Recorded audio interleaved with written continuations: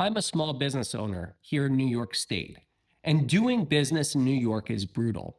It's why businesses are leaving the state. Businesses are leaving the state for a lot of reasons. It has to do with costs, regulations, bureaucracy, competition from business friendly states like Texas and Florida. And so businesses who are capable of leaving New York are considering it. New York's the best city in the world. And so a business executive needs to consider whether they truly need to be here in New York to do business. We have some of the highest taxes in the country. For corporations, we have some of the highest corporate taxes. For high earners and executives, we have some of the highest property taxes, especially on Long Island, and some of the highest state income taxes in the country. And so, if you're a high earner executive and you can move your operations elsewhere, it seems very desirable.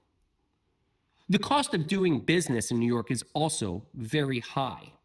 We have extensive and strict labor laws that provide protections and rules about overtime or paid family leave. We also have building and zoning requirements that are very bureaucratic. We have environmental regulations that control what you can and can't do that impact a lot of manufacturing and other industrial businesses. On the labor front, we also have a $15 minimum wage, which increases payroll costs relative to going elsewhere. In recent years, we've seen an increase in crime and theft, and small businesses and retail have considered moving operations elsewhere as well.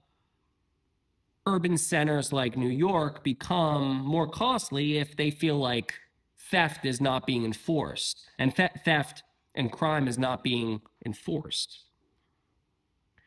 New York City in the post-pandemic era has also undergone a identity crisis as many businesses try to determine whether corporate office space is really required for them or whether they can work remote. And if they can work remote, then why be operating here in New York? Florida and Texas have seen a boom in sectors like the financial industry sector and hedge funds moving down to Texas and Florida for tax haven purposes. High earners and executives don't want to pay the high taxes here in New York, so they move to Texas and Florida. We also see an increase in young people moving to cities like Miami and Austin. And so previously, tech companies and financial firms who used to say that they could only recruit out of New York City are now saying that there's a really good pool of young talent in those cities.